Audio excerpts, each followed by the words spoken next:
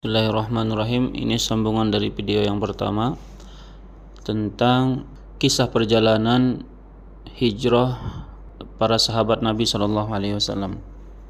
Yang pertama kita sudah ceritakan di video yang sebelumnya, Ummu Salamah dan suaminya Abu Salamah. Yang kedua Suhaib bin Sinan Ar-Rumi. Nah, berikutnya yang nomor 3, kisah perjalanan hijrah Zainab binti Rasulullah SAW. Zainab putrinya Rasulullah SAW. Zainab menikah dengan suaminya yang bernama Abul As bin Rabi' bin Abdul Syams bin Abdul Manab bin Qusay bin Kilab. Abul As ini ibunya adalah Halah binti Khuwailid. Halah adalah saudarinya Khadijah. Berarti Zainab menikah dengan sepupunya, anak dari saudarinya Khadijah, ibunya. Pernikahan Zainab dengan Abul As dihadiri oleh ibundanya. Ibunda kita Khadijah memberikan hadiah pernikahan buat Zainab berupa kalung kesayangannya Khadijah. Abul As saat itu masih musyrik, masih kafir. Karena pada saat itu belum ada larangan pernikahan antara kaum muslimin dan dengan orang kafir, belum ada larangan. Larangan menikah antara kafir dan muslim itu di tahun ke-6 Hijriah, waktu Allah menurunkan surah Al-Mumtahanah ayat 10, la hunna hillul lahum wa lahum yahilluna lahun. Para wanita muslimah itu tidak halal bagi kaum kafir Quraisy, bagi laki-laki kafir, dan walahum yahilluna lahun, dan laki-laki kafir tidak halal bagi wanita muslimah. Kemudian Zainab menawarkan Islam kepada suaminya. Kata Abul As, saya tidak mau meninggalkan agama nenek moyangku. Saya tidak mau dikatakan bahwa saya beriman karena mengikuti wanita, karena mengikuti seorang perempuan. Tetapi saya tidak akan melarangmu dan saya tidak akan menyakitimu.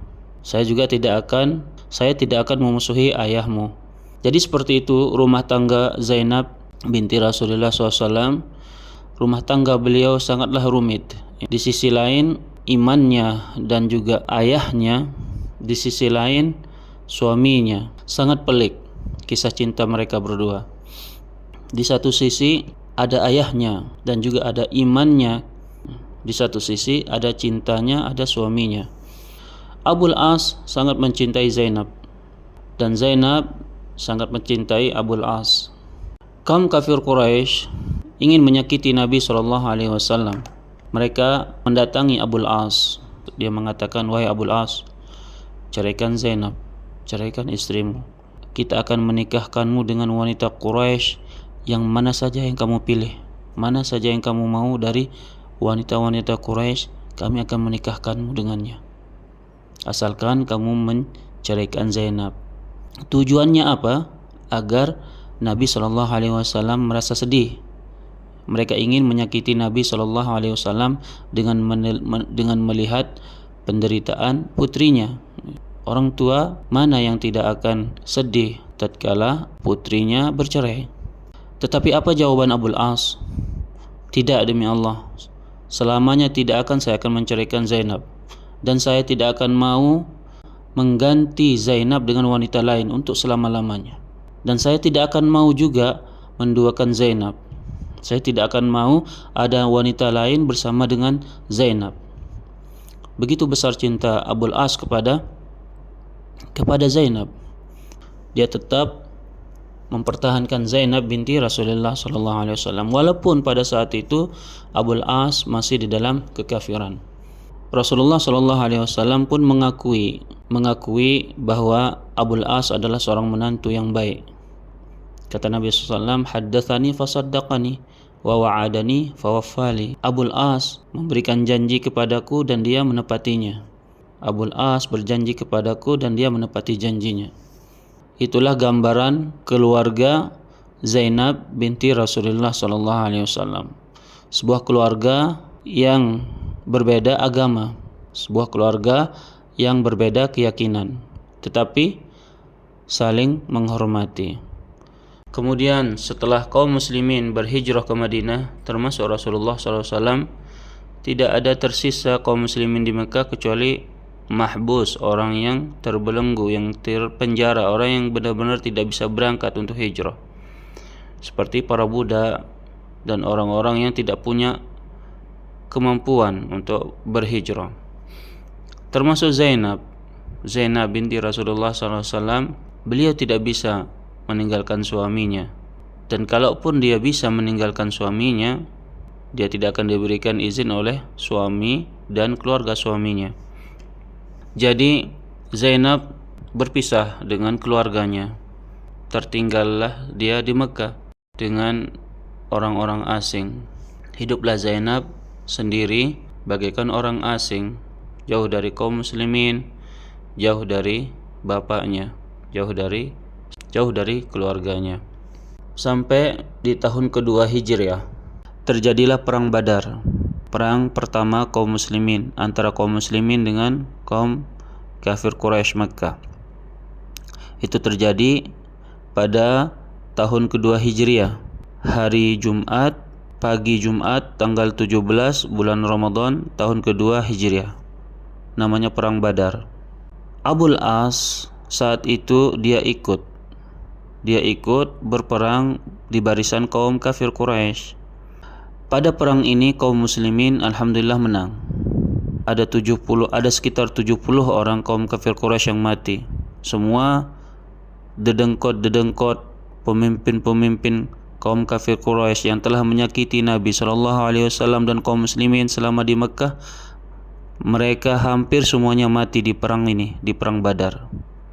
Dan 70 orang lain lagi ditahan. Mereka menyerah dan ditahan oleh kaum muslimin.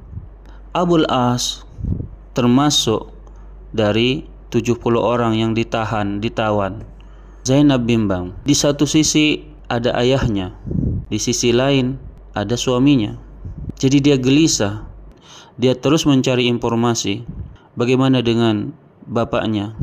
Apa yang terjadi dengan Rasulullah? Dan apa yang terjadi terhadap suaminya? Dia membayangkan suaminya akan bertempur dengan mertuanya. Suaminya akan berperang melawan ayahnya. Zainab tidak bisa membayangkan itu. Gelisah. Setelah dia mendapat kabar bahwa kaum muslimin yang menang, dia sangat senang karena ayah beliau selamat. Tetapi di sisi lain, dia bertanya, bagaimana dengan Abul As? Bagaimana dengan suami tercintanya? Bagaimana dengan belahan hatinya? Bimbang. Di satu sisi ada ayahnya, di satu sisi ada suaminya. Kondisi yang tidak bisa dibayangkan. Posisi yang begitu canggung, posisi yang sulit. Apakah harus bahagia dengan kemenangan kaum muslimin, atau apakah harus bersedih karena suaminya ditahan oleh kaum muslimin, pasukan ayahnya. Kemudian Rasulullah SAW memberikan keputusannya, yaitu tawanan perang akan dibebaskan apabila ditukar dengan sejumlah harta. Mereka ditebus, mereka akan dilepaskan, akan dipulangkan setelah mereka ditebus, ditukar dengan harta oleh keluarga mereka. Ya, sebelumnya ada perselisihan antara Abu Bakar dan Umar terhadap apa yang harus dilakukan terhadap tawanan perang. Umar berpendapat mereka harus dibunuh, sedangkan Abu Bakar berpendapat dilepaskan saja dengan tebusan. Secara lengkapnya nanti kita akan ceritakan pada tahunnya, yaitu pada tahun kedua Hijriah. Kaum kafir Quraisy, penduduk Mekah yang memiliki keluarga yang masih ditahan di Madinah, mereka datang untuk menebus keluarga mereka. Begitu juga dengan Zainab. Zainab mengirimkan utusan untuk menebus Abul As, suaminya. Zainab mengumpulkan sejumlah harta untuk menebus suaminya, dan Zainab menyertakan kalung yang diberikan oleh ibunya, yang dihadiahkan oleh ibunya. Zainab menyertakan kalung itu bersama dengan uang tebusan untuk Abul As. Rasulullah SAW saat menerima tebusan dari penduduk Mekah, saat itu beliau melihat dan mengenal kalungnya Khadijah.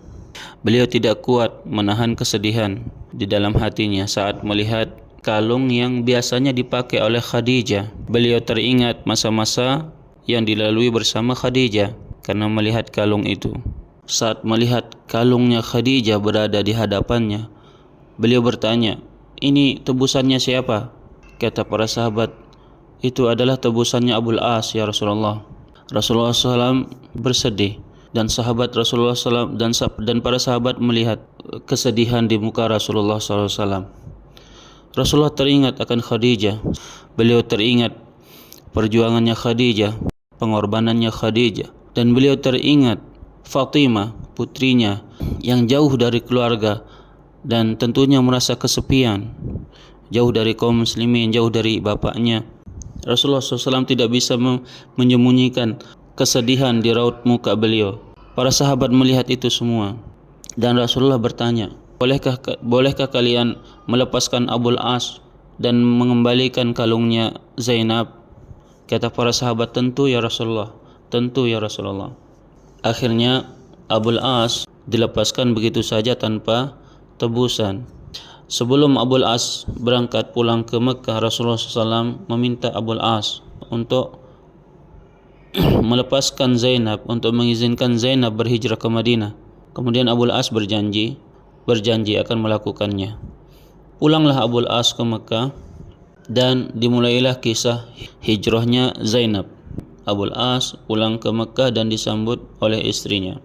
Abul As mengatakan, "Ini adalah pertemuan terakhir kita, wahai Zainab. Ayahmu meminta aku untuk mengembalikanmu kepadanya."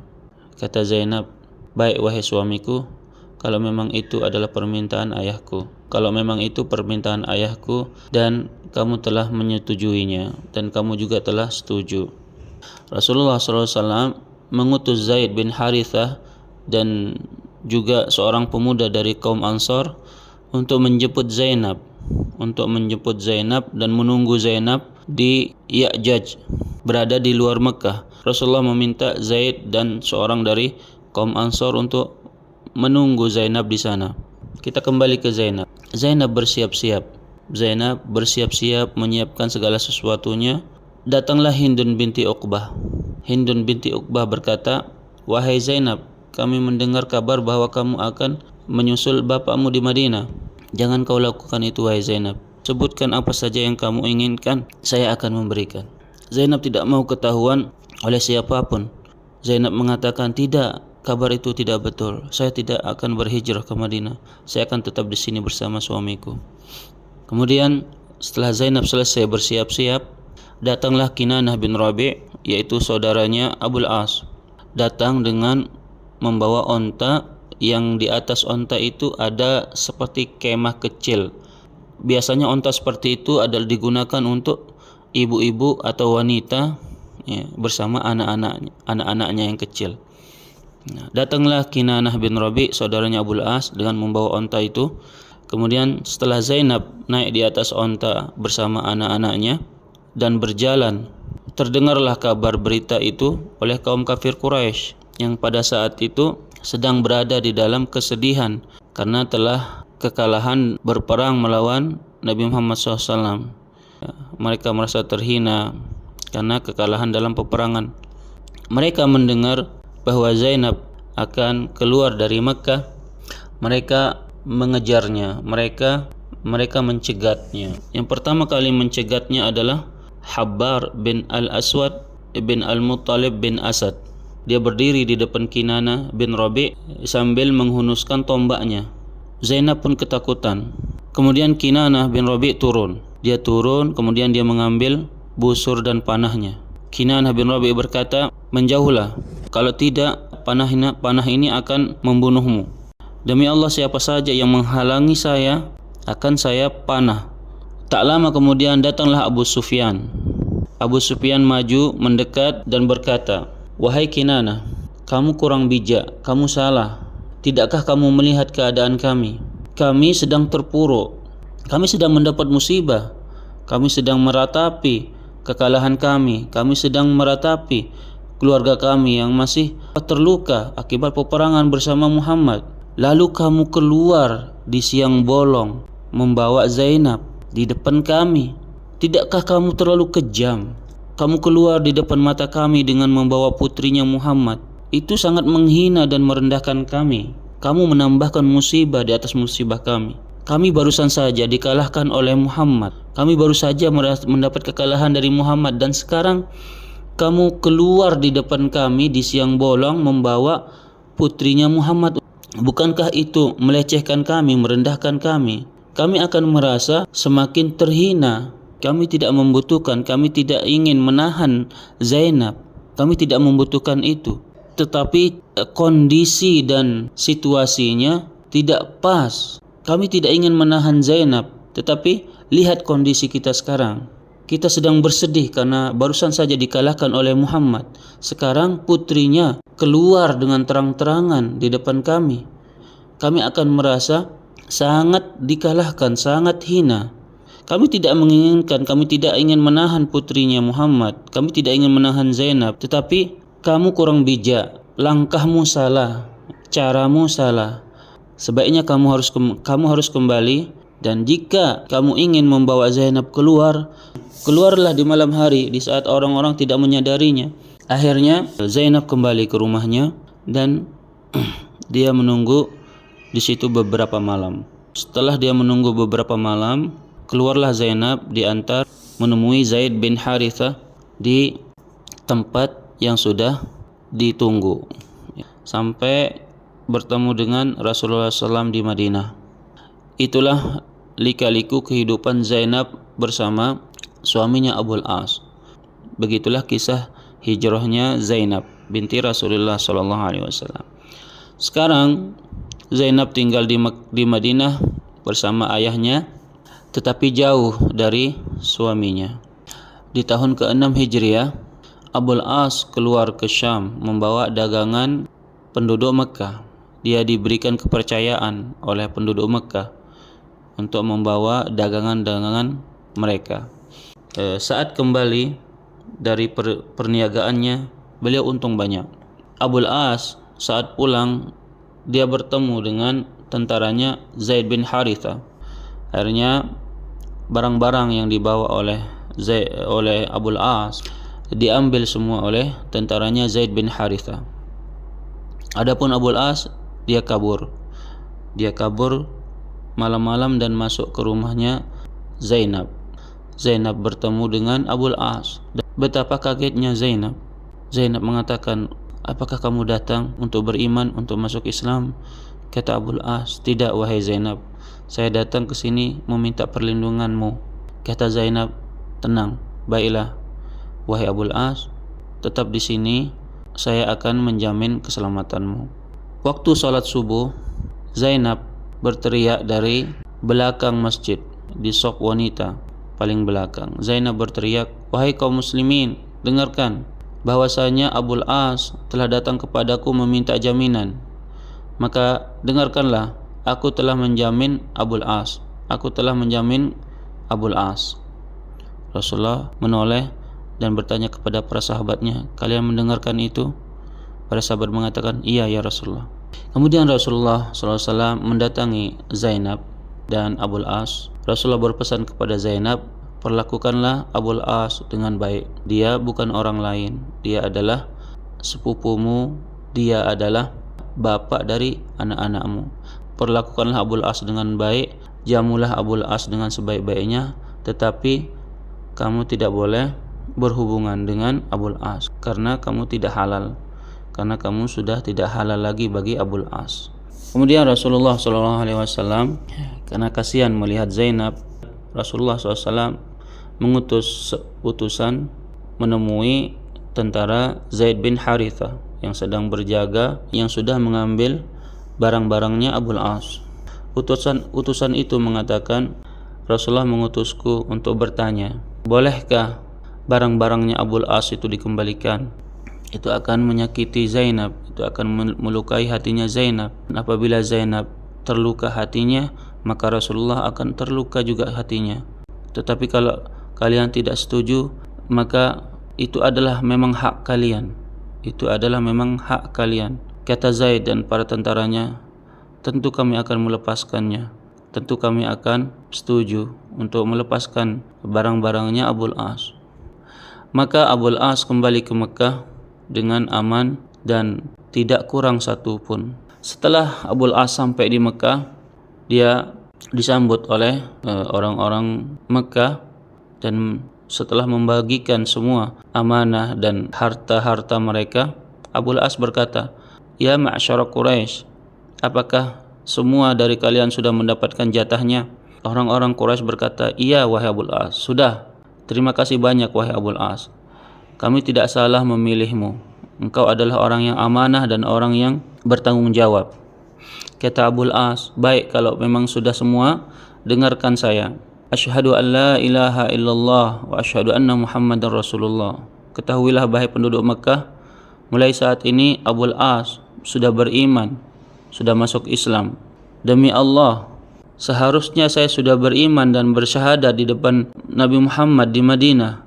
Tetapi saya takut kalian akan berpikir Abul As kabur dengan harta-harta orang-orang Mekah. Sekarang saksikanlah bahwa saya sudah beriman dan saya akan berhijrah ke Madinah." Kemudian setelah itu Abul As berangkat ke Madinah, berhijrah ke Madinah. Beliau mendatangi Rasulullah SAW dan mengucapkan 2 kalimat syahadat.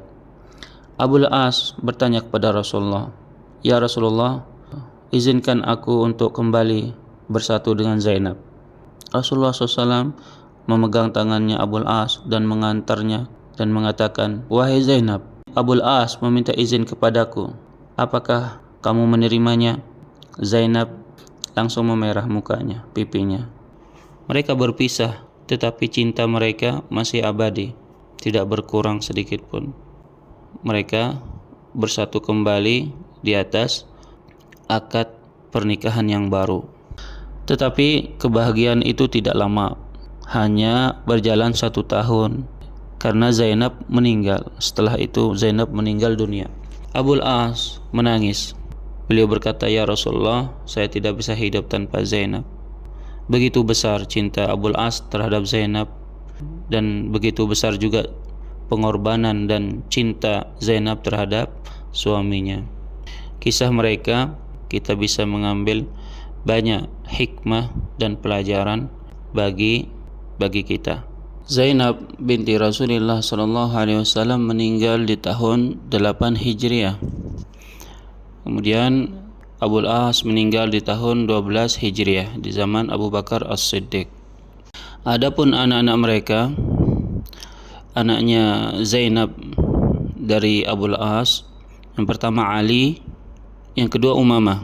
Ali meninggal sebelum balik.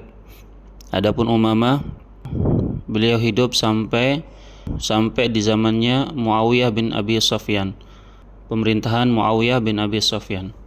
Ya, Umamah binti Zainab ini terkenal dalam hadis disebutkan bahwa Nabi SAW sholat sambil menggendong bayi, sambil menggendong anak kecil. Anak kecil tersebut adalah Umamah. Nabi SAW sangat perhatian kepada cucu beliau Umamah. Rasulullah SAW sangat memperhatikan Umamah. Beliau sangat dekat dengan Umamah. Tanda kedekatan dan perhatian Rasulullah SAW terhadap Umamah binti Zainab adalah beliau digendong dalam solat. Saat sujud, Umamah diletakkan, Umamah dilepaskan. Saat berdiri, Umamah digendong. Begitu sifat solat sambil membawa bayi. Dan beliau juga sangat dicintai oleh Rasulullah SAW. Umamah sangat dicintai oleh Rasulullah SAW. Tanda kecintaan Rasulullah terhadap Umamah adalah bahwa kata Aisyah, suatu hari Nabi SAW sedang berkumpul dengan semua istri beliau. Kemudian datanglah sebuah hadiah. Rasulullah SAW diberikan hadiah berupa kalung yang sangat bagus. Nabi SAW mendapat hadiah kalung tersebut dan berkata kepada istri-istri beliau, "Bagaimana pendapat kalian tentang kalung ini?" Istri-istri Nabi bergiliran melihat kalung tersebut. Semua istri Nabi mengatakan, "Ya Rasulullah, kalung ini sangat bagus, sangat mewah ya Rasulullah." Kemudian Rasulullah mengatakan, "Besok kalung ini akan aku berikan kepada keluargaku yang paling aku cintai." Kemudian Aisyah mengatakan, bumi terasa gelap gulita karena rasa cemburunya Aisyah keluar. Tatkala Nabi mengatakan, "Besok akan saya berikan kalung ini kepada orang yang paling aku cintai," disitulah Aisyah cemburu jika kalung itu besok diberikan kepada salah satu istri beliau, bukan Aisyah. Maka di sini Aisyah timbul rasa cemburunya, sehingga Aisyah mengatakan, bumi terasa gelap gulita.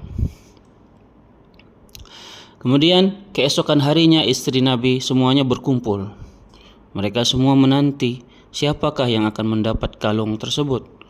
Ternyata Rasulullah SAW memanggil Umamah yang sedang bermain di luar rumah bersama anak-anak sebayanya. Rasulullah memanggil Umamah dan memakaikan kalung tersebut kepada Umamah.